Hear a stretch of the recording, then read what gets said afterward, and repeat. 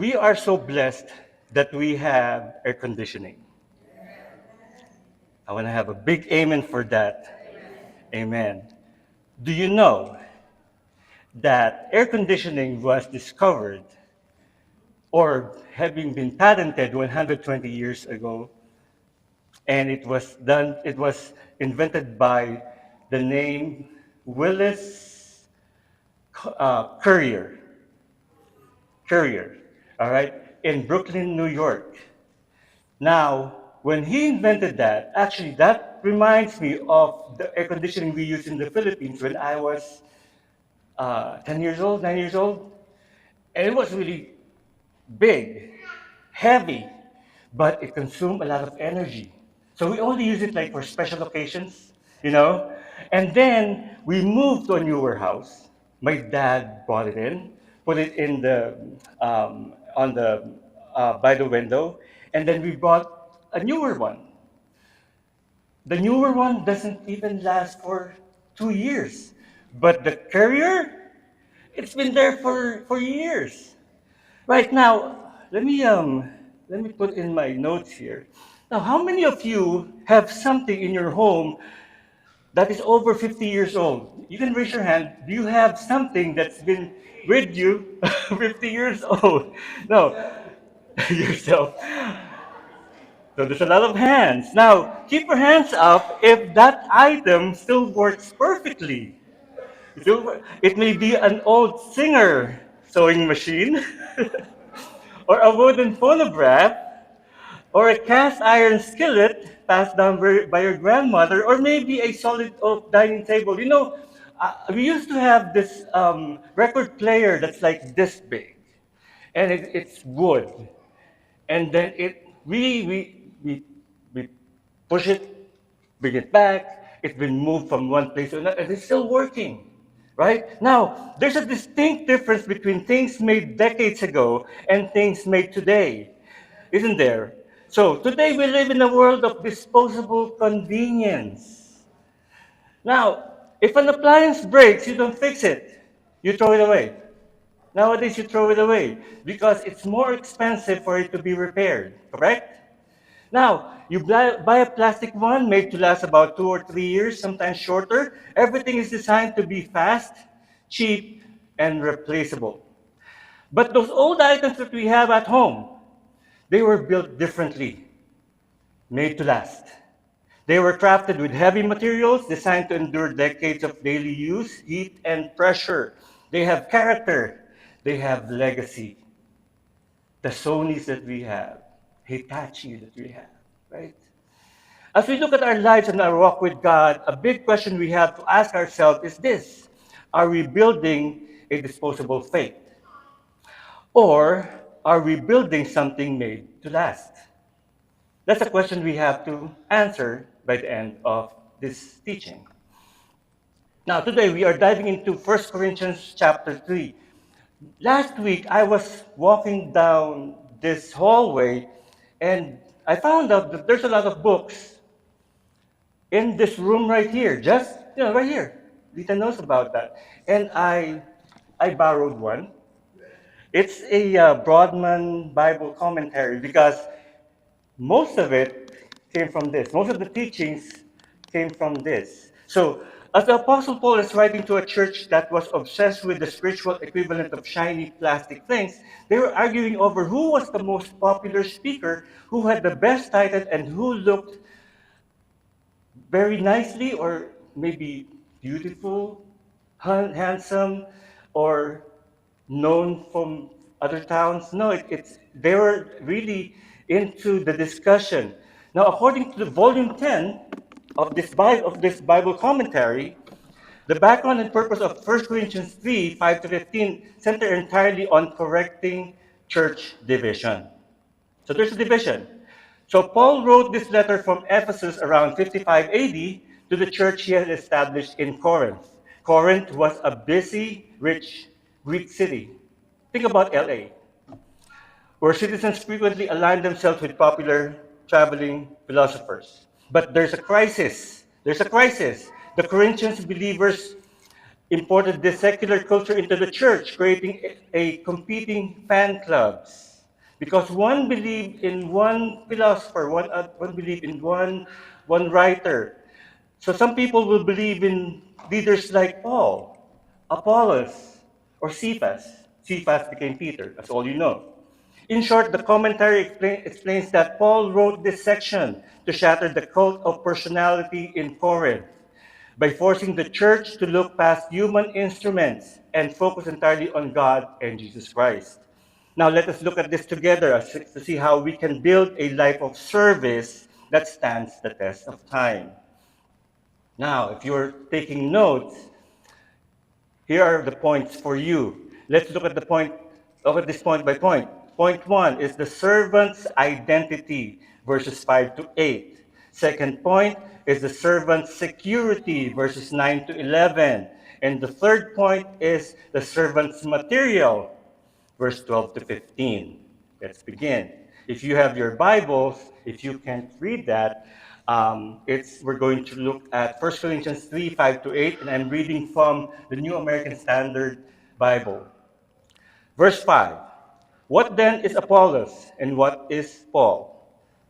Servants through whom you believe, even as the Lord gave opportunity to each one. I planted, Apollos watered, but God was causing the growth. So then neither the one who plants nor the one who waters is anything, but God who causes the growth. Now the one who plants and the one who waters are one, but each will receive his own reward according to his own labor. In essence, the Corinthian church was dividing itself into groups. I'm a fan club member of this, I'm a fan club member of that. So some said I follow Paul, others said I follow Apollos.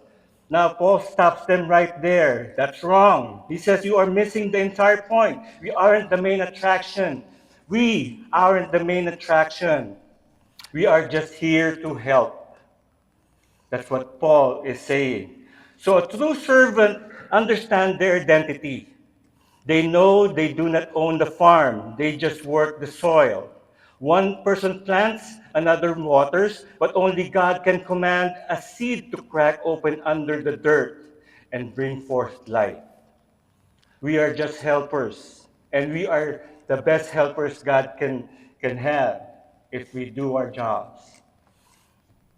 Think of a master chef making a world-class, award-winning soup. It has been simmering for hours. The flavor is perfect. People are happy. The guests at the restaurants are raving, wiping their bowls clean. And then they want more because it's so delicious. Now, imagine if the wooden spoon used to stir the pot suddenly grew an attitude. Imagine the spoon jumped out of the drawer.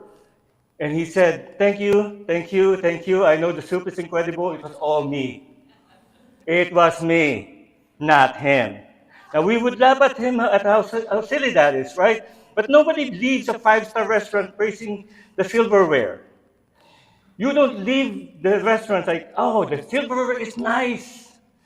It's a delicious food because of the silverware. The spoon is just a tool in the hands of the chef. It didn't buy the ingredients, it didn't slice the vegetables, it didn't even light the fire. As servants of God, we are simply the wooden spoons, whether you are teaching Sunday school, greeting people at the door, cooking a meal for a neighbor or the community, part of the worship team, or praying for your grandchildren. You are the instrument of God. You are the instrument of God. Remember, if we are an instrument of God, we are important and be used by God. The glory belongs entirely to God, the master artisan. In the church, it didn't matter whether the task was glorious or something lowly. Sometimes we think that if we're not seen, we're not serving God. Things that are not seen are being seen by God. It doesn't matter if you're on stage or in the bathroom cleaning or still talking to people in the streets. God sees that. In the church, it doesn't matter. The role of the servant was to carry out the common task, which is to expand the gospel. Paul and Apollos were not comparing their roles. Instead, their focus was on pursuing the work God has assigned to them. We focus on pursuing God's work. We always focus on God's word. Sometimes we lose the focus. Sometimes we think that, oh, I'm not good enough. The focus wasn't there. Focus on God. We always been told, focus on God alone. This is the principle and the mentality we should apply to ourselves. Being a child of God meaning being a servant of God. A child of God is a servant of God. Ephesians 6, verse 7, it says, work with enthusiasm, as though you were working for the Lord rather than for people. In another version, it says, serve with a good attitude, as to the Lord and not to people. In any circumstance, we serve with a good attitude. The danger arises when we compare our service and the parts of our service to others. Somebody will say, I like how some churches have special parking. There are. I like how the church give away free items for first-time attendees. Somebody will say, I want to listen to that pastor in so-and-so church. I hope our pastor will speak that way. Or somebody will say, I'd like the worship to be like Hillsong or feels like a concert. Remember, the Bible calls us to examine ourselves to ensure we are walking with God as we should while we serve the Lord. Jeremiah said in Lamentations 3, verse 40, it says, instead, let us test and examine our ways. Let us turn back to the Lord. It's, it's so important for us to be grounded by the Word of God before we pursue the task. Self-evaluation calls for us to consider our obedience to what God has called us and equipped us to do. We can ask ourselves, is this what God wants us to do? Because if not, maybe not. That's why we have to always consider praying and praying and praying for what we're going to do. John chapter 3, verse 30 says, he must become greater, I must become less. And also in Galatians, it says, am I now trying to win the approval of human beings or of God? For those who have walked with the Lord for a long time, this is a beautiful reminder. You don't have to prove anything to anyone. Not to anyone. You just need to be a faithful instrument in the Master's hands. You have to be faithful. After the first point, the second point is the servant's security on verse 9 to 11. This is our foundation. This is our only foundation. Paul continues on verse 9 to 11. On verse 9, it says, for we are God's fellow workers. You are God's field, God's building. According to the grace of God which was given to me, like a wise master builder, I laid a foundation and another is building on it. But each person must be careful how he builds on it. For no one can lay a foundation other than the one which is laid, which is Jesus Christ. Very important, that last line, Jesus Christ. Our service to God stands or falls on the foundation we create. Let me repeat that. Our service to God stands or falls on the foundation we create. The foundation is so important. It's so important. If you build your life, your family, your ministry on your own strength, your own energy, your own cleverness, your own tradition, human tradition, eventually it will break. Eventually it will break. It may look good right now, but eventually it will break. A servant's security does not come from what they are doing, but who they are standing on. The last line says Jesus Christ. Imagine an architect who decides to build a massive state-of-the-art skyscraper. He spends millions of dollars on beautiful glass windows, the materials, plush carpets, shiny gold elevators. But instead of digging deep into the bedrock, he decides to build the entire skyscraper on the top of a giant, wobbly backyard trampoline. It doesn't matter how expensive your materials are, the glass. It doesn't matter how nice the building looks from the outside. The very first storm that rolls through, it's going to tip that skyscraper right over because the base or the foundation is not stable. Psalm 127, verse 1, it says, unless the Lord builds the house, the work of the builders is wasted. It's wasted. Jesus Christ is our solid, concrete bedrock. In a world where culture shifts constantly, where our health changes, where the things around us fade, what remains? Jesus remains exactly the same. There was a song with these lyrics. It says, you stay the same, you stay the same. Through every season, you don't change. Here in your love, I will remain. You stay the same. Jesus stays the same. True servants stop trying to build their worth on the shifting sands of human applause or personal strength. They anchor themselves deep into the rock, who is Jesus Christ. I remember one of the songs that I learned a few years ago. Jesus is the rock. He's the rock. He's the rock of my salvation. We discussed point one, the servant's identity. The second point, the servant's security. The third point is the servant's material on verses 12 to 15. This is the building that will last. Now we get to the heart of the construction project. 1 Corinthians 3, verse 12 to 15. Verse 12. Now if anyone builds on the foundation with gold, silver, precious stones, wood, hay, or straw, each one's work will become evident, for the day will show it because it is to be revealed with fire, and the fire itself will test the quality of each one's work. If anyone's work which he has built on it remains, he will receive a reward. If anyone's work is burned up, he will suffer loss. But he himself will be saved, yet as only through fire. Every single day, the choices we make, the words we speak, and the motives behind our service act as building materials.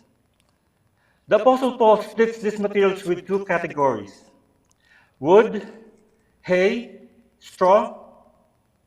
They are cheap, easy to find, quick to build with, but they cannot survive a fire. Now, the second, gold, silver, precious stones, these take time to mine, but they're purified. They require effort, sacrifice, and hidden labor, but they can stand fire.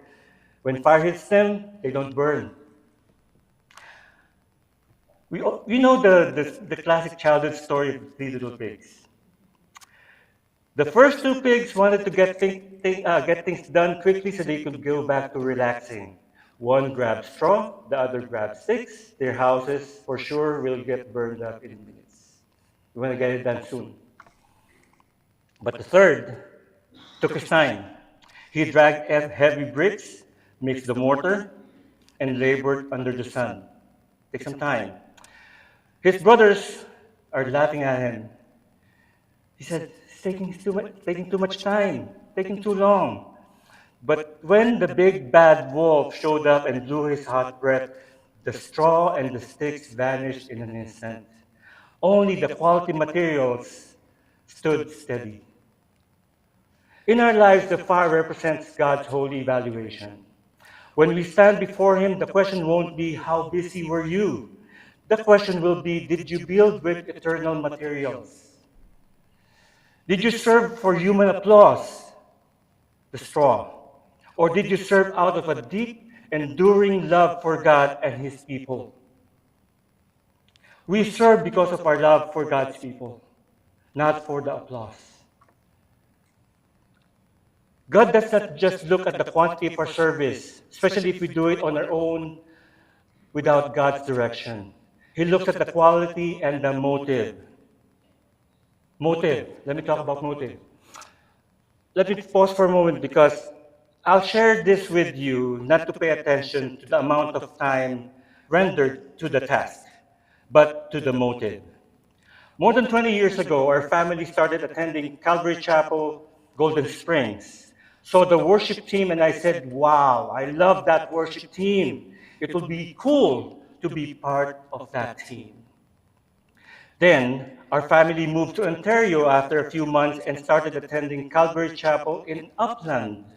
So I saw the worship team again, and I said it will be cool to be part of that team.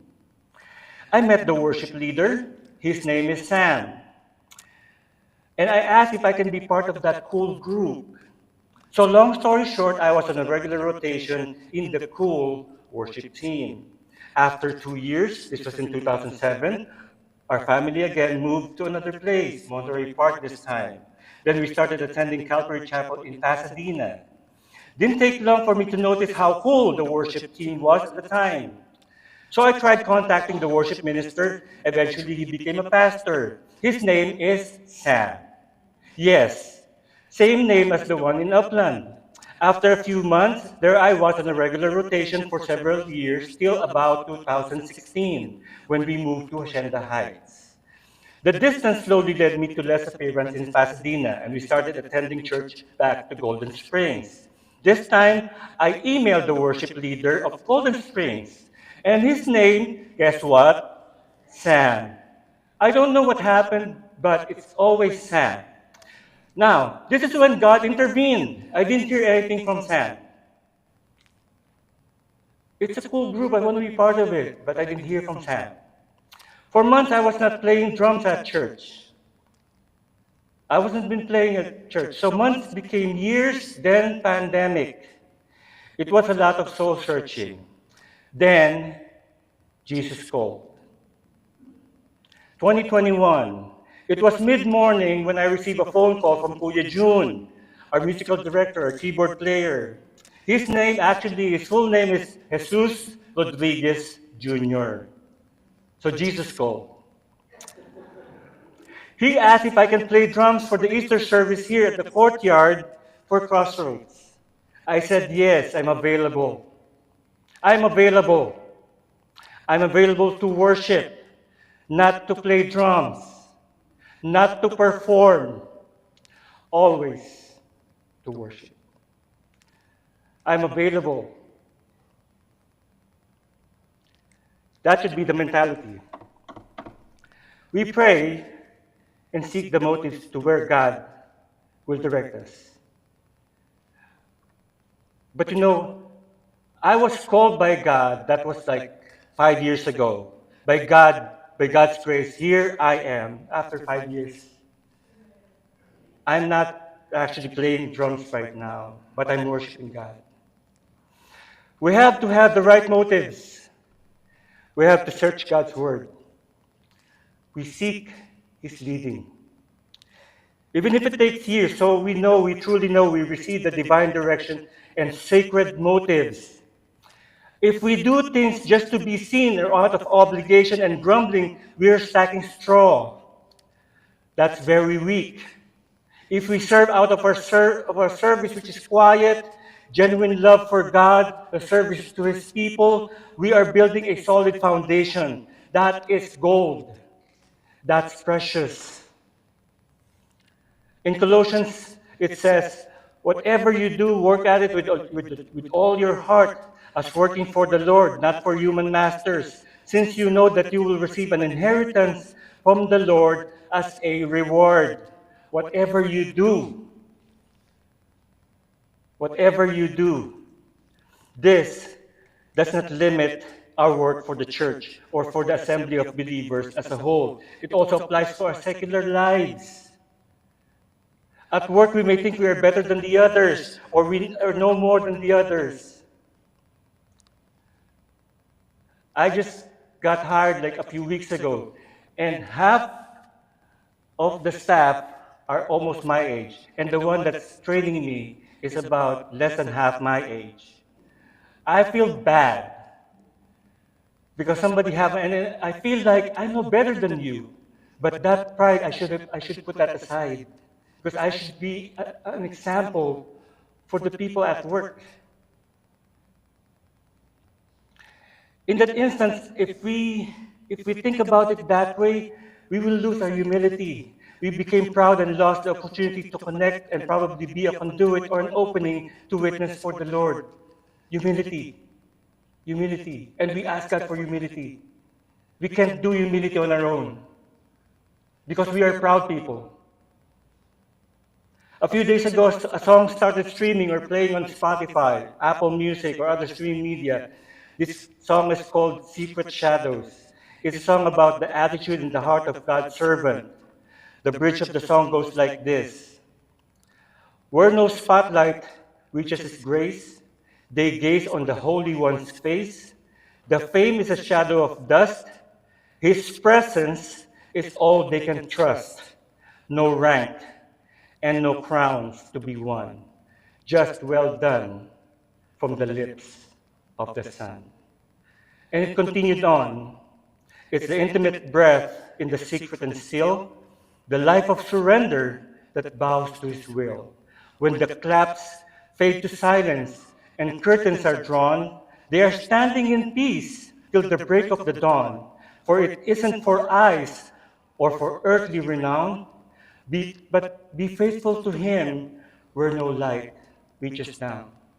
When we get to be a witness to the Lord, in whatever we do it as working for the Lord. We get to be rewarded. How are we being rewarded? We already are being rewarded because we are God's temple. In 1 Corinthians 3, verse 16 to 17, it says, "Do you not know that you are a temple of God and that the Spirit of God dwells in you? If anyone destroys the temple of God, God will destroy that person. If for the temple of God is holy, and this is what you are. This is what you are. You are God's temple. As a servant of God, our service is not just about the work you do, the work we do. It is about who you carry. We carry Jesus. In the Old Testament, God's presence stayed in a physical temple made of stone. Today, His Holy Spirit lives inside of everyone. You are a living sanctuary because God has set you apart as holy. Your daily life and your service to others are sacred acts of worship. You should be encouraged in your service. Your value comes from God's presence. You do not serve to earn God's love. God loved us before we loved Him. You serve because His love already lives within you. Let me remind you that taking care of yourself is a form of spiritual service. Honoring your body honors the God who dwells in you. When you serve, love, or encourage others, you are bringing the actual presence of God into that room. Remember today that you are not just a worker in God's kingdom, you are His home. We are His temple. You are also protected by God, as written in verse 17. We have our protection. Let the truth give dignity, joy, and reverence to every small act of service you perform. Big or small, doesn't matter. We serve the Lord. As we look back at the illustration of those 50-year-old items in our homes, let us apply that with our spiritual legacy. The sobering warning in verse 15 is that a person can live in an incredibly busy life, make it to heaven by the skin of their teeth, but look back to see their entire life's work turn to ash. They are saved, but their legacy is gone because they built with temporary materials. To our seasoned saints in the room, your season of service is not over. We may say, "Oh, I'm retired already. Can't do that anymore." We're not done yet. God is not done with us yet. Legacy is built every single day, every single hour. The wisdom, the prayers, and the quiet encouragement you offer to the younger generation, those matters. Those are the gold and the silver that will outlast at all. Small advices, as long as it's biblical, it matters to God. A.W. Tozer, a great pastor and theologian, once captured the essence of a servant's heart perfectly. He said, "A true servant is one who has died to his own reputation, who no longer seeks to protect his own dignity, or who finds his ultimate joy in making his master look good." Our bodies, our reputation doesn't matter anymore. It's God's legacy that we should live in. When we stop worrying about our own name, our own comfort, our own recognition, we experience this peace, the complete freedom. It is not because of our knowledge of any capacity that we get to be serving. It is not because we are musically inclined that we get to be leading music. It is not because it's cool to be part of that group. It is not because we are asked by elders to volunteer and be useful in the congregation. It is not the knowing, not the natural abilities, nor the requests, not to mention the pressure. We are serving because we experience God's love through Jesus Christ by the Holy Spirit. And the service we render is the result, the byproduct, and the fruit of God's love for us. We set the stage to show God's love to the congregation. This is sacred. We set the stage not for a variety show or a musical show. This is not a performance. The service is God's grace delivered through us. We have to be reminded, or else we're going to be doing a musical TV here. And that grace is the reward. We find the peace that comes from knowing our reward does not come from our human applause, but from God. The reward is from God. As the Apostle Peter reminds us in 1 Peter 4, each of you should use whatever gift you have received to serve others, not ourselves, as faithful stewards of God's grace in its various forms. As we wrap up, remember that having a servant's heart simply means loving others the way God loves us. It's not ourselves. And most of the time we love ourselves and others. You don't need to do something huge or something perfectly planned or something we see with other churches just to make a difference. We are Crossroads Community Church. We are not so-and-so church. We are not some church in the Philippines or some church in the Midwest. And sometimes we do compare ourselves. And we're lost.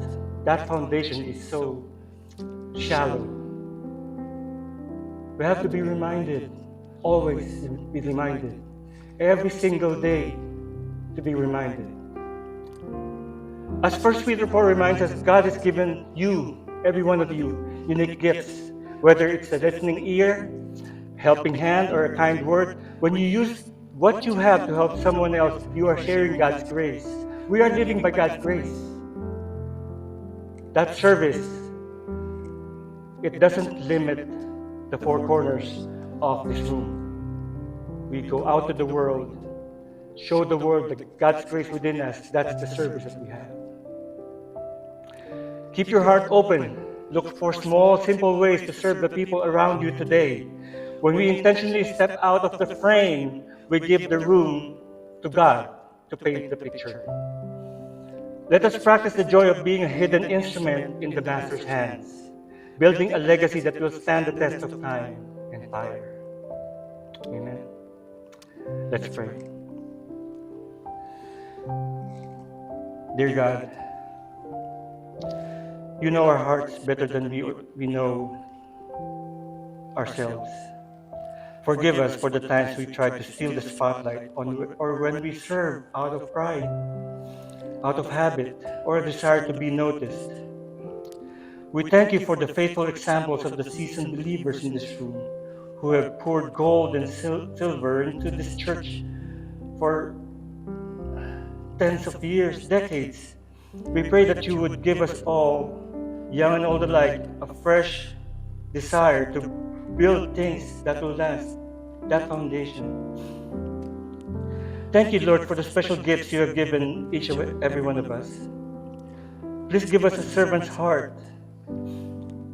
Let us learn to seek you always. Help us to see the people around us who need help, who need love, or just some kind words. Give us the strength and joy to serve them well. And let our everyday actions point others to your grace and goodness. In Jesus' name we pray.